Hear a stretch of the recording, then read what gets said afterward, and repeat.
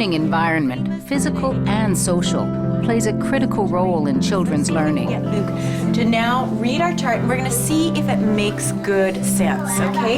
So up at the top, do you know what this says? And now we're going to Children feel secure and ready to learn in programs that are well organized, with predictable routines, as well as mutual respect and positive relationships with teachers and peers. And that is how they fly. All of these qualities are important for children's emotional, social, and intellectual growth. Sure? Because I asked you, she asked me, you asked her. Yeah, okay. Oh, there we go. How are these books? Hey, this is a good one we should pull out. I wonder. This is looking very much like what we have in our tank. Did you tell Mom about our caterpillars? Now, sure. They will turn into butterflies. Take a look at them. Have you got a minute? Come over to the tank. When the children come in the door right at 8:30, it's really important to us to make sure that every child feels special and that they are welcome, that this is their home away from home, that we are truly happy to see them. What prickly thing? Looks like it's looking at me. What's in this?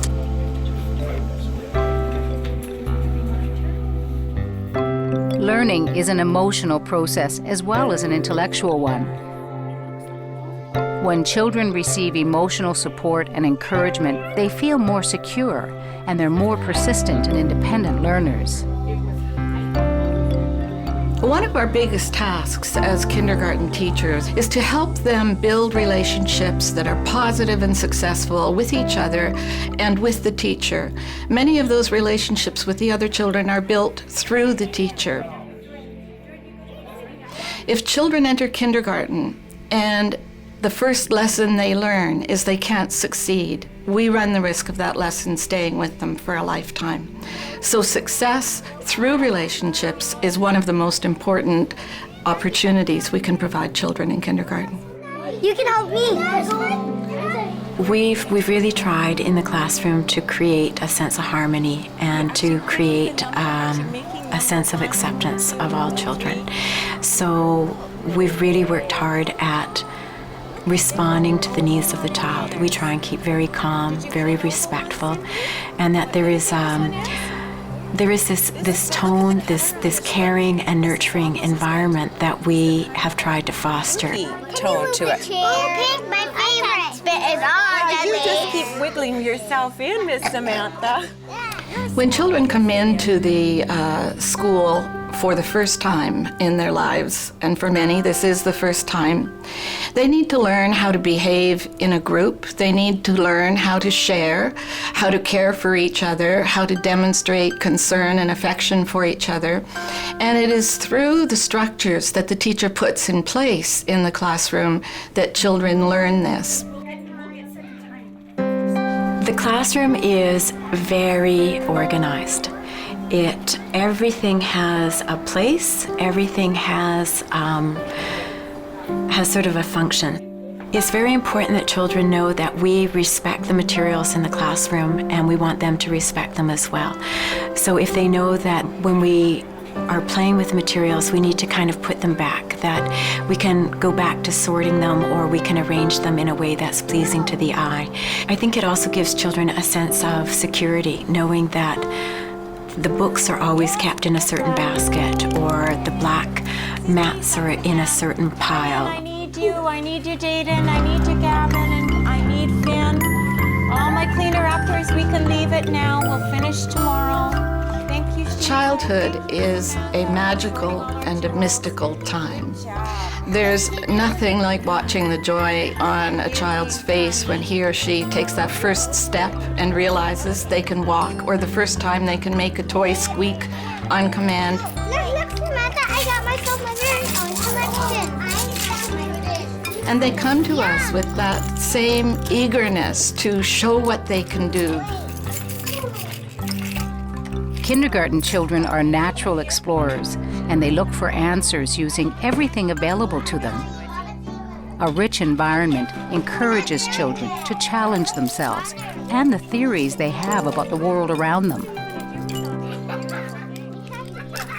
Over time, as teachers build their program, they collect resources that fill the classroom with learning opportunities that stimulate all the senses. Dynamic kindergarten classrooms provide children with materials and props and resources that they wouldn't typically have at home. So different kinds of clay to experience, water and sand and messy materials that they might not have are all typical. But when we visit the Reggio Emilia environment in Italy, which is a world model, we see very creative use of other resources such as mirrors, such as lights, which might be a slide projector on the top of a stepladder, shining down so children can make different shapes in the light. We see light tables where children can sort shapes and colors. So we really encourage our kindergarten teachers to look for resources that might have been considered adult in the past. We need to think of the child as capable when we're setting up our learning centers and offer them opportunities they may have never had before. By creating some softer light and some things that twinkle or that create a sense of almost fairy tale magical quality to them, things that feel really precious to children, they respond in a different way. They treat the materials with a little bit more respect. There is something intrinsically motivating for children. Children come to us with different personalities and different ways of being. It's important when we design different spaces for different types of children or for their needs at different times of day. Some children like to find a quiet place where they can be alone. Some children need a boisterous place where they can play noisy games with each other. You know what? It looks like it's a pretty big rainbow, Samantha. It's a lot of icing though. So. We also need space for large group instruction and small group instruction where a teacher can work separately with children. This one is Nunavut. Nunavut. Winnipeg is right here.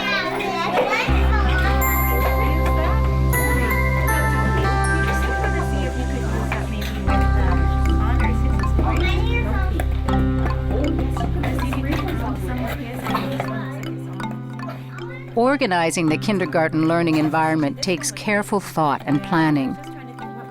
It needs to engage all children with a wide variety of abilities, learning styles, and preferences, and to enhance every aspect of children's development.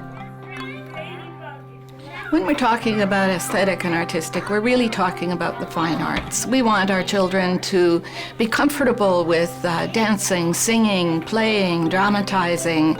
These are all ways that are critical to a child's learning. If all we had to deal with in the school system was academic development of children, it would be very straightforward. But we know that children do not develop academically unless they're well-grounded socially, emotionally, and they're healthy. And so all of these pieces have to work together. The children during book time just really has become quite magical. There's a number of little girls that love to read together. So they found certain books, if I have 2 copies of them, they will sit and they just are so motivated to try and teach someone else to read. We all need love. No, you ask. Insect. Yes, you can touch it. This is the size of a headlight. Physical development has always been an important part of school curriculum, but it's becoming increasingly important with the societal changes we've seen around media and screen activities with children. And so we're making sure that we're building into all of our school programs healthy activity, small muscle for some of those tasks that require finger skills and hand skills, but also the big muscle activity, which is a very important part of brain development. Cooperation, collaboration, and teamwork are part of what's required for all of us as adults as we move through our lives and our careers, and it's the same for children in schools. So we start in kindergarten right away, building communities of children where they learn what their place is, what their role is, how to negotiate their way through social circumstances. I don't because I play in real life. Oh, in real life, so you're not playing it? Children have it within themselves to be actively engaged and responsible for some of their learning or much of their learning, and I think the teacher's role is then to help facilitate some of the learning. This is learning through play. This isn't the children being mindless about what they're doing. There is great intention and purposefulness in what they're doing in the classroom. Have you had it? This is not the size, the real size of it, Gavin. Remember, this is the real size. A butterfly has 4 wings, 4 wings, 4 wings. A butterfly has Part of the planning of the classroom environment is how the teacher sets up the individual learning centers to be places where children will intentionally be learning some of the activities involved in the prescribed learning outcomes. So probably each day a teacher will put something new into several of the centers, and part of the way that she motivates the children to discover and explore those is to introduce them at carpet time. Sorry, did you have a question, Matea? Yeah. What was that? What means where we put the stuff and then we ask questions and we color the picture about the sentence. Are you talking about the water table? Yeah, remember you choose an object I and know you put we it in? know that if it's Yeah. small, you do a check mark. If it doesn't flow, you do an X. Yeah, oh there, Katie knows what she's doing, so you can ask Katie. Okay? So she stimulates and sparks the children's imagination with what she introduces at the carpet time to give them that thirst for getting there and beginning their discovery. Oh, look at what I made. Oh, let's see. What's this? Tell me what you made. Well, I think play is really important for the children because it's something that comes naturally to them. And when they play, a lot of the times they're interacting with another child. And so the more that they interact and they talk with each other, I think the more that they'll learn. Right here. They're like little adults. They want to talk to each other. They want to question things. They're curious about things. They want to ask each other about what it is that they're playing with, and they want to work together or try something and experiment with each other. No, you have to ask. Young children's natural capacity and desire to learn, and the teacher's response to children, go a long way in shaping the quality of children's early learning experiences. But the importance of the child's environment should not go underestimated. It's the third teacher. That's why such care is taken to plan learning experiences and learning centers. Children have in them so many ideas that they are just bursting to get out. Our responsibility as teachers is to help them unlock and discover those things that they're thinking about inside. And that becomes really the true curriculum.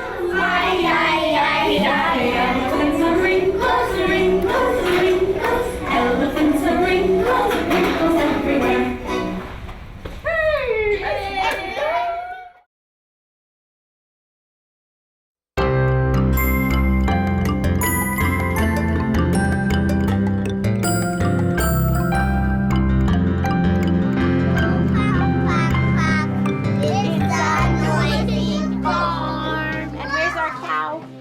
Nice and high, okay, Renee? The cows in the barn go. Boo, boo, boo.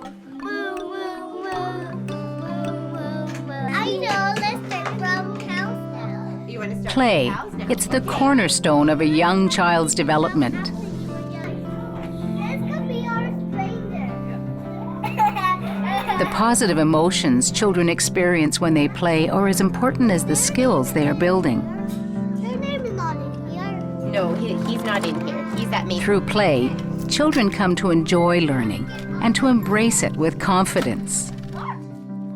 Brain research tells us that children who are brought up in a play-based environment have stronger social skills, have greater development of creative thinking and intellectual skills, have less aggression, have less anger, are more prepared to take risks, are more prepared to be imaginative in how they proceed, not just with their childhood, but with their lives.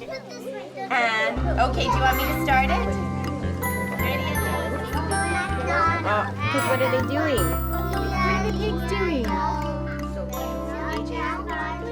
We know from Clyde Hertzman's work at UBC that on average 25% of the children that come into our schools are not ready to read.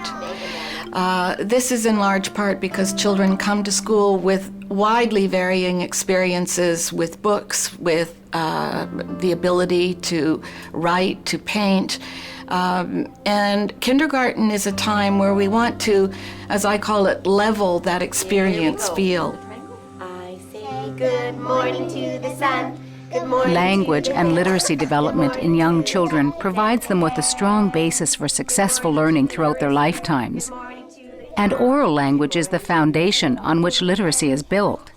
Through play, teachers can foster children's awareness of the sounds and structures of language. So during the time when the children start to settle, certainly some children are still signing in and coming in a little bit later. Other children are putting their backpacks away and getting themselves organized in the coat room. We may start to sing songs as small groups start to form around books that are known to them, and I start to read with children. So that time can look quite chaotic, and there's lots going on. I call it noisy reading just because the children are noisy when they're reading. With them, it's all about the oral language experience. So with our kindergarten children, they need that opportunity to vocalize and to talk through the pictures and to share the information with each other about that. Thank you, Erica. Once we've settled in and we've read our stories, then what I often do is I use that time as a little bit of an explicit investigation into our literacy and into the kindergarten literacy program. So that's an opportunity for me to have the whole group be able to spend some time focusing on some of the things that are in our kindergarten curriculum related to our oral language and our literacy development. And let's have a look at our magic box. We have a T and an E at the very end. There's a missing letter in the middle.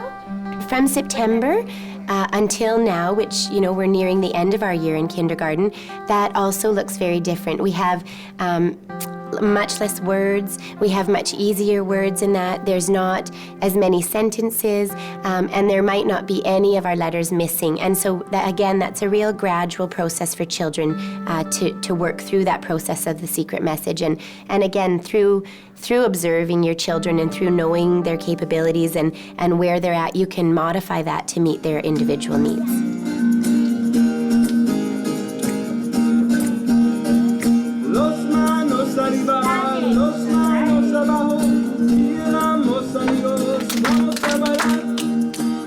I think kindergarten kids have this enthusiasm for learning that is unparalleled by any other age group.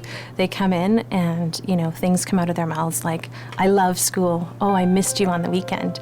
And, you know, those comments are just, they're heartwarming. You know what, I see Nikki's brain is working and she's thinking very carefully, Kayvan, about what she'd like to do.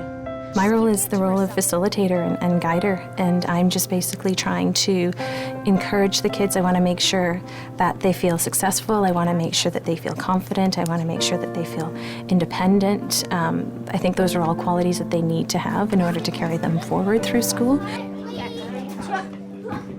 A stranger who is typically not familiar with schools might walk into a kindergarten classroom and believe that this is a relatively unstructured environment. In fact, the very best kindergartens have a high degree of structure behind them, even though they may appear not to be structured. This is the most critical role that the teacher plays. Is that true? We're gonna talk about that. You guys are gonna help me. Come up here, you're gonna help me. The carefully planned kindergarten teacher at the beginning of the day is very intentional about how the day is going to unfold. When you write a letter, you need an envelope to put your letter in. He or she will you have write a carpet letter, times planned where large concepts will be introduced to children, where they will practice skills, where learning centers will be introduced that are When you being write added a to the letter, room. Eric, you need to know the address of the person you're sending it to. The timer is up. If you would like to choose a different center, you do need to clean up. Center time for children is the busiest time of day for the teacher. She has multiple roles that she must accomplish during center time. She may take her clipboard and move from center to center and observe several different children and how they're working on that particular day. If she's had skills that she's asked them to focus on or work she's been doing with them. So if you want to write to Aryan, you can start by saying to Aryan.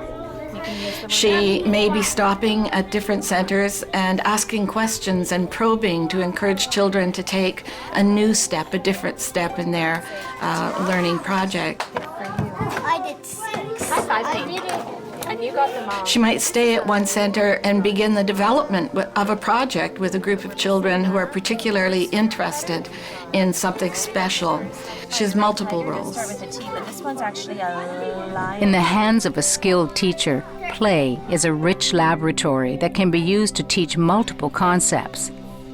Children need two kinds of opportunities for play: those initiated by the child and those guided by the teacher. Oh, I like that song. What's next, guys? I have my curriculum and what I need to do according to the ministry guidelines, but I want to also be respectful of their interests and what they would like to do. And so it's a bit of a, a give and take relationship. So listening to them so that they feel like the kindergarten classroom is their classroom. Are you over here? I'll be there in a second. Okay. So let's do your message. A prime example of using what the children are interested in and designing a center around it is the kindergarten grocery store center, because we've always had the cash register, we've always had the food, and we've always had that little shopping list guide. And they were starting to make strides and starting to do a little bit of writing at that center, but by adding some more props and, like the flyers and the grocery list paper and the little shopping baskets, and then encouraging them to go around and price all the food. As you can see, that was a very popular center, and they were very, very involved in it and enjoyed, and there's a lot of good learning that happens there.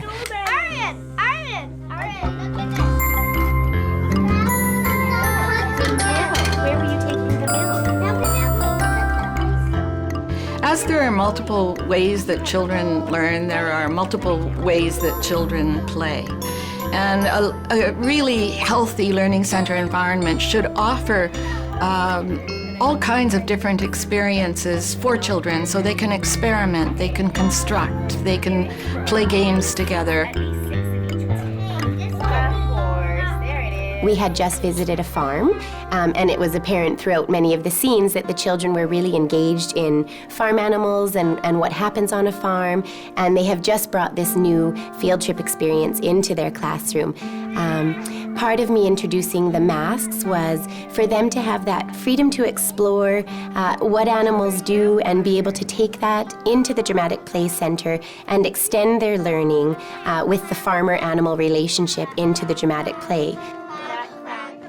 Oftentimes units can be teacher-directed, but with children's input for sure involved in them. And I think that there are other themes we might have where it directly comes from the children. They start to see lots of worms outside, and all of a sudden there's this interest in worms and mud, and so then we might take it into some planning on insects and worms and mud and all of those things that they are keenly interested in learning about.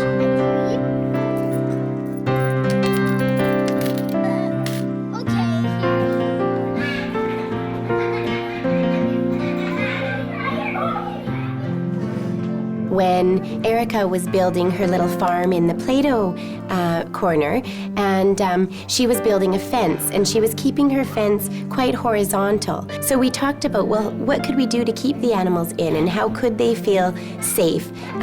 How could we build it up so that they weren't able to jump over it? And so eventually she did switch and put the sticks into a vertical position, so she was able to have it higher than the animals that were fenced in. Stop it, Maggie! Joseph and Bruno, go! Go!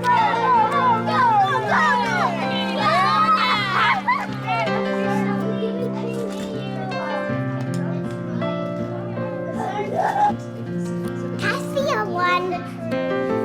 But I get to get more.